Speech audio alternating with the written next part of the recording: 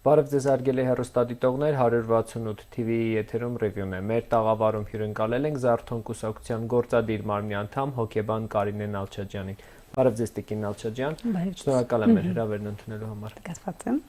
Տիկին Նալչաջյան, կորոնավիրուսով վարակակիրների թվերը հազարներով են աճում, մահերը տասնյակներով, իշխանությունները ըստ էության տապալել են պայքարը եւ հիմա նորից քաղաքացիներին ստիպում են բաց տարածքներում դիմակներ կրել, աշխատող քաղաքացիներին ստիպում են կամ պատվաստվել կամ թեստ հանձնել եւ ասում են, որ դեկտեմբերի 1-ից ՊՇՌ թեստ հանձնելը դառնալու է 7 օրը մեկ այն դեպքում, երբ առողջապահության նախարարությունը պատվաստանյութերի վերաբերյալ պատշաճ իրազեկում այդպես էլ չիրականացրեց։ Տուգանքներով եւ սպառնալիքներով քաղաքացիների հետ խոսելը արդյոք համաճարակի հաղթահարման լավագույն տարբերակն է։ Իհարկե ոչ։ Իհարկե ոչ, գիտեք ինչ, մենք հասկանում ենք, որ այս կորոնավիրուսային այս ամբողջ իրավիճակը համաշխարհային մակարդակով իրականացվող ինչ-որ մի հատ մեծ ծրագիր է, որի մեջ ենք մենք նաև։ Ես մի այսպես հայկական ժողովրդական այսպես ասույթ հիշեցի, շատ սիրուն էինք, ծաղիկ էլ հանեցինք։ Հա, այդ մենակ կորոնավիրուսն էր մեզ պակաս։ Հիմա իհարկե դա սպառնալիք է, բայց գիտեք ինչ, երբ քեզ ստիպում են ինչ-որ մի բան, դա ցանկացած տարիքում, դա ճնշում է քո անձի վրա եւ շատ բնական, այսպես հակազդում է առաջանում, ուրեմն դիմադրելու։ Սա երևի զուտ հուզական մակարդակում, հա, հուզական մակարդակում այդպես է։ Հիմա, բայց մենք գիտենք, որ միայն հուզական մակարդակի հարցը չէ։ Գիտեք, մարդիկ ցանկանում են իմանալ, թե ինչ նյութերով են ուզում իրենց պատվաստել, արդյոք դրանք ինչ-որ ստուգում են անցել, հա, արդյոք դրանք իսկապես ուրեմն օգնելու են, հա։ Իրազեկվածության խնդիր կա։ Իրազեկվածության խնդիր կա, բացի դրանից գիտեք կան շատ լուրջ կասկածներ։ Քիչ թե շատ գրագետ մարդուն հայտնի է, որ այդ վակցինաները, գիտեք, վակցինացիան փրկել է մարդկությանը։ Ինչ-որ մի ժամանակ իսկապես ամբողջ, չգիտեմ, համայնքներով, գյուղերով, ինչ-որ վարակիչ հիվանդությունները, պանդեմիաները ջնջել են, ուղղակի սրբել են, հա, ամբողջ ուրեմն ժողովրդին։ Հիմա, բայց այսօր կան շատ լուրջ տվյալներ, որ այդ նույն վակցինացիան օգտագործվում է հակառակ նպատակներով։ Եւ գիտեք ինչ, այսպես մենք այնպիսի ժամանակներում ենք ապրում, որ պետք է լուրջ եւ լուրջ մոտենալ ցանկացած ինֆորմացիայի, օրինակ ասենք գլոբալիստական կենտրոնների հետ կապված այն ինֆորմացիան, որ կա կորոնավիրուսի հետ կապված։ Հիմա այդ պատվաստանյութը պիտի ինչ-որ մի հատ ժամանակ անցնի, որ փորձարկվի։ Բայց մենք տեսնում ենք, որ այդ ժամանակը կարծես թե չի անցել, մարդիկ կասկածներ ունեն։ Տեսեք, շատ տագնապային իրավիճակ է ստեղծվում։ Ընդհանրապես տագնապը մարդու հոգեկան աշխարհը մաշող ամենատհաճ ապրումներից մեկն է, հա, նևրոտիկ ապրում է ըստ էության տագնապը։ Հիմա մարդիկ ունեն երկու տեսակի տագնապ։ Մեկը վախը հիվանդությունից, որը շատ այսպես ռեալ է դառնում, մի տեսական ընթացք, ու ես որ կարծեք թե օղակը սեղմվում է, հիվանդությունը մոտենում է, մենք մանավանդ լսում ենք տեսնում ենք այս մահեր, այս կորուստները եւ այլն։ Հիմա տեսեք, այս դեպքում մյուս տագնապը, բա որ վակցինացվեմ, Աստված գիտի դա ինչ է։ Այս պահին կարող է ես չզգամ, բայց 4-5 տարի հետո ինչ իմանաս իմ օրգանիզմում ինչ է տեղի ունենալու։ Այսինքն գիտեք ինչ, չկա վստահություն։ Հիմա շատերը բերում են այլ երկրների օրինակներ, գիտեք ինչ, թերևս այլ երկրներում մարդիկ ավելի հեշտ են վակցինացվում նախ իրենց մշակութային, այսպես ընդհանրապես կենսական դիրքորոշումների բերումով, հա, մյուս կողմից իրենք վստահություն ունեն իրենց իշխանությունների նկատմամբ։ Հասկանում եք, եթե մենք չունենք այդ վստահությունը, այդ իշխանությունը, երբ ինձ ինչ-որ մի բան է ստիպում, ես անկախ ինձնից մտածում եմ, սա ինչ-որ մի հատ նոր չար, ինչ-որ մի քայլ է կատարվում։ Բայց իրենք ասում են, որ իրենք այսպես հանրության անվերապահ աջակցությունն են վայելում։ Գիտեք ինչ, ինքնախապեյությունը լավ բան չի։ Լավ բան չի։ Իհարկե շատ ամոթալի էր այս վերջին ընտրությունները, արդյունքները ամոթալի էին, բայց եթե նույնիսկ մենք դատենք այդ արդյունքներով, մեր ազգաբնակչության որ տոկոսը մասնակցեց, որ տոկոսը ընտրեց, ադմինիստրատիվ ռեսուրսով ինչի հասան, եւ մենք չմոռանանք վախի մթնոլորտը։ Այսօր Հայաստանում թերևս ամենատարածված էմոցիան հույզը դա վախն է։ Վախը եւ տագնապը։ Ես նորից մի թեթև ուզում եմ անդրադառնալ, կորոնավիրուսային այս իրավիճակին։ Գիտեք ինչ, պետք է լինի կամավոր։ Այսինքն պետք է հարգել մարդու անձը։ Մարդը պիտի ինքը ընտրի, իր որ տագնապն է իրեն ավելի շատ տառապանք պատճառում։ Եթե ես ավելի շատ վախենում եմ հիվանդանալուց եւ ուզում եմ գնալ եւ վակցինացվել, պատվաստվել, ես պիտի գնամ։ Բայց եթե ես այդքան վախ չունեմ հիվանդությունից, ինչքան որ ես վախենում եմ, գիտեք ինչ, դուք պատկերացնում եք մարդու մարմինը, նրա հոգեկան աշխարհի մի շարունակական մասն է կազմում։ Հիմա եթե մարդը չի հավատում այդ պատվաստանյութին եւ դա ներարկվել է իր մեջ, սա սարսափելի ծանր իրավիճակ է, հասկանում եք, ինքը անընդհատ ֆիքսված է իր մարմնի վրա, իր մարմնի յուրաքանչյուր դրսևորում, ինքը կարող է արդեն մտածել, որ ահա պատվաստանյութի է բացասական ազդեցություններ, այսինքն տեսեք մենք ինչ ենք անում, հասարակությունը դարձնում ենք տագնապային նևրոտիկ մարդկանց մի հանրույթ, պետք է լինի կամավոր։ Եթե ես չեմ ուզում, ես որևէ մեկը իրավունք չունի ինձ ստիպելու։ Մանավանդ որ գիտեք ինչ հենց իրենք են ասում, որ հիվանդությունից չի պաշտպանում, չէ, միևնույն է դիմակները պիտի կրես, դու կարող ես կրել վարակը ուրիշին վարակել եւ այլն եւ այլն։ Դե իրանք ի սկզբանե անլրջացրին կորոնավիրուսի առհասարակ հիվանդության գոյությունը, հետո հանրությունից սկսեցին պահանջել, որ գիտեք ինչ, դուք կանոնները չեք պահում, դրա համար վիրուսը տարածվում է, բայց մոռանում են, որ իրենք ասում են, սա այդքան էլ լուրջ վիրուս չէ, գրիպից ոչինչով չի տարբերվում։ Այո, գիտեք ինչ, եւ բացի դրանից ես ուղղակի չեմ կարող չհիշել նախկին առողջապահության նախարարի դիրքորոշումը, չէ՞։ Այսինքն գիտեք ինչ, եթե դու քո ուրեմն երկրում շատ կարևոր օղակներից մեկի ղեկավարը, առողջապահության նախարարը ասում է, որ նույնիսկ լեզուս չի պտտվում այդ արտահայտությունը օգտագործեմ, որ մեզ նման երկրները իհարկե ուրեմն կլինիկական փորձարկումների համար են, չէ՞, ասել էր այդպիսի արտահայտություն շատ տգեղ, շատ գրեիկ ձևով էր ասել։ Հիմա գիտեք ինչ, կլինիկական փորձարկում ես կարող եմ սա որպես ընկալել, որովհետև իմ երկրի առողջապահության նախարարը հենց այդ կորոնավիրուսային բռնկման առաջին էտապներում ինքը այդպիսի բան է ասել։ Հիմա ես ինչպես հավատամ, որ մեզ ուրեմն փորձարարական այդ ճագարների տեղ չեն օգտագործում, այնպես որ սա եւս եկավ լրացնելու մեր հասարակության այս մեղմ ասած խախտված անդորը, եւս մեկ ուրեմն հանգամանք մի գործոն, որը ուրեմն իհարկե մարդկանց մտքում է, բայց միևնույն ժամանակ ինչ-որ չափով շեղող ազդեցություն է թողնում այն բոլոր ցավերի, տառապանքների, անցած արհավիրքի սպասման մեջ, որի մեջ մենք ապրում ենք։ Գալով այդ արհավիրքներին, Տիկին Նալչաջյան, հասարակությունը պատերազմից հետո ասում էին ապաթիայի մեջ է, դրա համար մենք չենք տեսնում այսպես զանգվածային բողոքի դրսևորումներ եւ այլն եւ այլն։ Հիմա ինչ վիճակում է հայ հասարակությունը։ Գիտեք, քաոսը շարունակվում է։ Քաոսը շարունակվում է, բայց իհարկե շատ լավ կլիներ ուրեմն այսպես հետազոտություններ անցկացնել ճշգրիտ այսպես մեթոդներ օգտագործելով եւ այլն, բայց միայն դիտարկումները, միայն մեր մարդկանց այդ շփումները, զրույցները ցույց են տալիս, որ էապես ինչ որ մի բան փոխվել է։ Մենք ուղղակի այսօրը չենք կարող համեմատել թեկուզ 19 թվականի հետ։ Չենք կարող համեմատել։ Մարդկանց աչքերը բացվել են, մարդիկ վիրավորված են, կա կուտակված շատ մեծ բացասական էներգիա, վիրավորանքի տեսքով, զայրույթի տեսքով,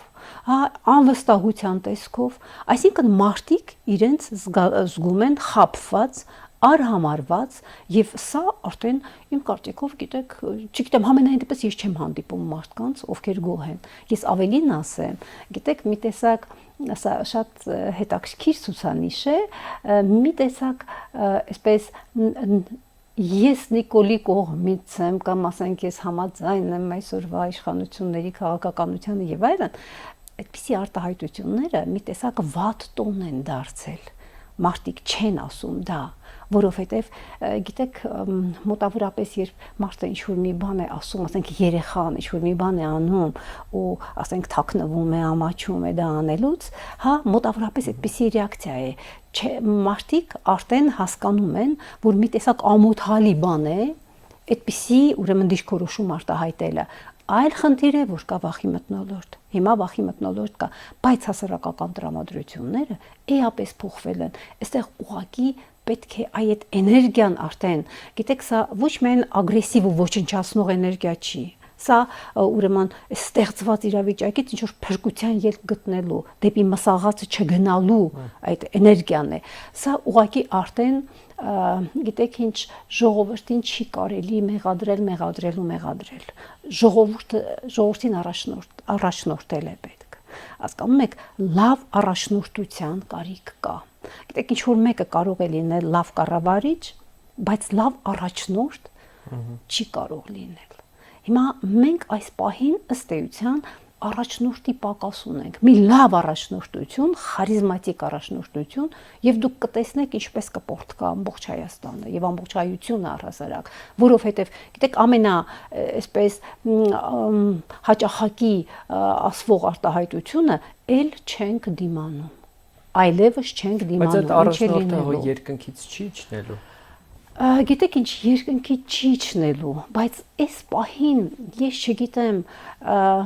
պետք է ճիշտ աշխատել ժողովրդի հետ։ Պետք է ճիշտ աշխատել։ Օրինակ ասենք, չգիտեմ, նույնենք Փաշինյանը ըստ էության բացասական իմաստով խարիզմատիկ կերպար էր, ինքը կարողացավ իհարկե ունենալով իր թիկունքի ետևում շատ ռեսուրսներ, ճշգրիտ թելադրանքներ, ինչպես մանիպուլացնել, որ այն մինչև հիմա դա գնում է։ Մինչև հիմա դա ուրեմն ընթացքի մեջ է եւ մենք ուղղակի պետք է, գիտեք, այն մարդիկ, ովքեր քաղաքականության մեջ են, պիտի, չգիտեմ, փորձեն այդ պատասխանատվությունը վերցնել իրենց վրա։ Կործանվում է ազգը, կործանվում է երկիրը, դա արդեն շատերն են հասկանում։ Առաջ երբ մենք ասում էինք, մարդիկ մի տեսակ, գիտեք, այսպես թերահավատ էին մոտենում, չափազանցնում ես եւ այլն, հիմա այդ նույն մարդիկ այդ տեսակետի կրողներն են։ Ուղղակի պետք է մարդկանց այդ էներգիան առաջնորդել դեպի փրկություն։ Այս իշխանություններից ազատվելը առաջին քայլն է, որ հետո տեսնենք ինչ ենք անելու։ Ես չեմ ուզում դրա վրա շատ կանգնել, որովհետև արդեն այնքան է ասվում։ Այսինքն դուք զարթոնքի հնարավորություն եք տեսնում, բայց առաջնորդող է պետք։ Գիտեք ինչ, զարթոնքը իմ կարծիքով մի նոր որակ, մի նոր գույն է բերել քաղաքական դաշտ։ Այստեղ ուրեմն հիմնականում մտավորականներ են հավաքված, իրավաբաններ են, տարբեր ոլորտների մասնագետներ են եւ գիտեք ինչ, մի քիչ ավելի նոր որակ ինչ իմաստով։ Գիտեք, այստեղ հանգիստ մարդիկ են, այստեղ տեսնում են խնդիրը, արձագանքում են խնդրին, դնում են պահանջներ։ Տեսեք, նույն կորոնավիրուսի հետ կապված մնացածի։ Օրինակ հենց հիմա մեր կուսակցության գործադիր մարմնի անդամներից մեկը, պարոն Չախալյանը, ակցիա է իրականացնում։ Պետք է տեսնել, թե ինչ է, մարդը գնում է միայնակ, ինչ է գրված իր պլակատին, հա, պաշտպանել Արցախը եւ Սյունիքը։ Գիտեք ինչ, այդ պլակատը ինչի է այդպես ինչ որ կարմիր լաթի տպավորություն թողնում իշխանությունների վրա, որ այդպես գալիս են այդ մարդուն, հա, այսպես Նիկոլի հերոսները գալիս են մի 7-8 հոգով, վերցնում են, տանում են, ուրեմն հեռացնում են, հա, տարածքից։ Այսինքն, տեսեք, պետք է պայքարել։ Գուցե հենց այդպիսի պայքարը ինչ որ մի հատ կայծ կլինի, որի շուրջ կհավաքվեն մարդիկ, ու այդ ասած առաջնորդը կհայտնվի։ Դա կարող է լինել, չգիտեմ, մեր կուսակցությունից դա կարող է լինել մեկ այլ ուրեմն գործիչ քաղաքական դաշտի մեկ այլ ուրեմն ոլորտից կամ ընդհանրապես նոր մարդ կարող է լինել։ Ես հավատում եմ դեռ, որ մեր ժողովրդի մեջ կա այդ այդպիսի մարդիկ, խարիզմատիկ մարդիկ, ովքեր հանուն ազգայինի կկարողանան ճշգրիտ կողմնորոշվել եւ առաջնորդել։ Հարցս վերաձևակերպեմ, ազգային զարթոնքի իրավիճակը կա հիմա, թե ոչ։ Գիտեք ինչ, դեռ շատ այսպես աղոտ վիճակում, որտեվ այնքան հարվածներ են հասել մարդկանց։ Գիտեք, այդ սարսափելի այդ արյունը, որը մենք տեսանք, ամեն րոպե հիմա մենք ինչ բոլորս տագնապով սպասում ենք, թե էս էլ ինչ մի փորձանք է գալու մեր գլխին։ Այդպիսի իրավիճակում, գիտեք, այսպես ազգայինի մեծ պոռթկումներ մարդկանցից պետք չի սպասել։ Ուղղակի այստեղ վախի մթնոլորտ է, էլ ինչ փորձանք է գալու մեր գլխին։ Այն մարդիկ այդ սպասման մեջ են հիմա։ Բայց ուրեմն իհարկե ես նորից եմ կրկնում, արժեքներին հասցված այս բոլոր հարվածները այս տարիների ընթացքում, գիտեք, արդեն մեզ այնքան են այսպես ցավացրել, որ մի օր այդ պորտկումը լինելու է։ Ուղղակի միշտ մենք ասում ենք մի օր, երբ, բոլորս ասում ենք ժամանակավոր է, մարդկանց մեջ շատ ճշգրիտ հարց է առաջանում, լավ, երբ է դա լինելու։ Ուրեմն, չգիտեմ, նորից ճիշտ կազմակերպման մասին է խոսքը եւ բացի դրանից պիտի հաղթահարվի վախի մթնոլորտը։ Պիտի մարդիկ հասկանան, որ տեսեք, մարդիկ կան չեն վախենում, տարիներ շարունակ ասվում է, հա, ճշմարտությունը ասվում է, պետք չի վախենալ, ինչքան վախենան մարդիկ, այդքան, գիտեք, մարդիկ այդպես կենցաղում են ընդունված, չէ՞, ինչքան շատ վախենաս, այնքան ավելի վախենալու արժանի վիճակների մեջ կընկնես։ Հաղթահարել սեփական վախը, մի փոքր հաղթահարում կամ էլ ինչ-որ մի հատ քրիտիկական զանգված հենց որ այդ հաղթահարումը տեղի ունենա, մենք կտեսնենք թե ինչպես ազգը նորից ուրեմն այդ վերածննդի ճանապարհն է բռնում։ Ես կարծում եմ, որ դա լինելու է, հնարավոր չի որ չլինի։ Նոյեմբերի 8-ին Հայաստան դաշինքը հանրահավաք է նախատեսում, դաշինքի հայտարարության մեջ ասվում է, որ սա արժանապատվության ու դիմադրության կազմակերպման հանրահավաք է եւ քաղաքացիներին կոչ են անում մասնակցությամբ ցույց տալ, որ մերժում են Հայաստանի թրքացումը, Արցախի հայաթափումը, իշխանավորների գանձագողությունը, մեր երկրի հերթական պարտությունը։ Քաղաքացիները Նիկոլ Փաշինյանի օգտին քվեարկելով արդյոք նրա օրակարգի օգտին էլ չեն քվեարկել, հիմա հնարավոր է մարդկանց փողոց դուրս բերել այս օրակարգի շուրջ ընդդիմության։ Գիտեք, մարդկանց հետ հիմա մի շատ ստոր մանիպուլյացիա է կատարվում, վախեցնել պատերազմով, մանավանդ պատերազմի սարսափները դեռ շատ թարմ են, դեռ նոր մի տարին բոլորել է, դեռ մենք կորած մարդիկ ունենք, գերիներ ունենք, ընտանիքներ կան, դեռ իրենց ուրեմն հարազատին են սպասում, այսինքն շատ ողբերգական է վիճակը։ Եվ հիմա ամենաստոր մանիպուլյացիան դա պատերազմով վախեցնելն է։ Գիտեք ինչ, ես նայում եմ, ինչ որ բողոքի թույթեր են, ինչ որ մարդիկ, ինչ որ պահանջներով դուրս են գալիս եւ ինչ են ասում, մարդկանց հավատացրել են, որ մի քաղաքականացրեք, հա, մի քաղաքականացրեք, ասենք մարդիկ դուրս են գալիս, իրենց բերքը մնացել է, ուրեմն տարբեր խնդիրներ ունեն, կողքից հենց իրենք, հա, իրենց մի քաղաքականացրեք։ Այսինքն, գիտեք, տեսեք, արդեն մարդկանց մեջ մտած է, որ քաղաքականությունը վատ բան է, իսկապես իրենք մի անգամ այդպես քաղաքականացել են եւ տեսեք ինչ վիճակի մեջ են հայտնվել։ Հիմա ուղղակի մարդկանց պետք է հասկացնել, մարդիկ պիտի իմանան, որ այս ամեն ինչ կատարվեց մեզ հետ, մեր հայրենի հողի այս կորուստը, ադրբեջանցիների լկտիացումը, թուրքերի լկտիացումը, այսքան արյունը մինչև հիմա հառաչում են հայ մարդիկ, իսկական հայ մարդիկ, այս կորուստները մենք չենք կարողանում դեռևս դրա հետ հաշտվել։ Գիտեք, սա ոչ թե սա հենց քաղաքականության արդյունք է։ Սա հենց քաղաքական պարտություն է։ Սա միայն ռազմական պարտություն չի, նույնիսկ ընդհակառակը ռազմական գործիչների հետ երբ խոսում ես, նաև օտարների հետ, իրենք ասում են հայեր, ռազմական իմաստով դուք հրաշքներ եք գործել։ Այդ իրավիճակում ուժի այդ հարաբերակցության պայմաններում, հա, տես դիմացը քանի երկիր են կանգնած, հա, մինչև ատամները զինված քեզ ատող, որ մեր տղաները այդպես կարողացել են պայքարել, հա, տեղ նույնիսկ ուրեմն կանգնել, չէ՞, մենք գիտենք Արցախի հյուսիսում այդպես էլ ուրեմն որևէ փոփոխություն չեղավ մեր դիրքերի։